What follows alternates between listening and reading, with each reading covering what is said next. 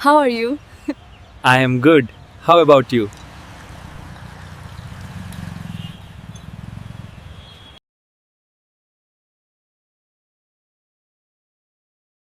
And pronunciations. Chapter 5, we have greetings and that is greetings and exchange of pleasantries, whereas chapter 4 is syllables and pronunciations. Chapter 6, Aham, you have proverbs, expressions, and short sentences. Then you have chapter 7, Ihion. Ihion is some Benin or Edo first names. And then you have chapter 8, bronze casting. It's a full chapter. I don't want to talk about it yet.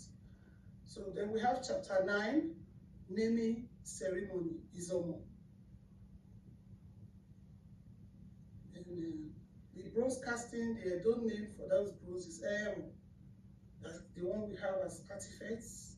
If you have seen our artifacts, they are made of Aaron. Yes, they're called Aaron, bronze casting. Idingu Aaron. Then you also have chapter 10 that says marriage ceremony and there's some activities and end notes. So that's all about the table of contents. So as time goes on, my brother Osagiodua already read the acknowledgement during the book review. So we are going to jump straight to chapter 1 by next weekend. We're going to jump straight to chapter 1 by next weekend.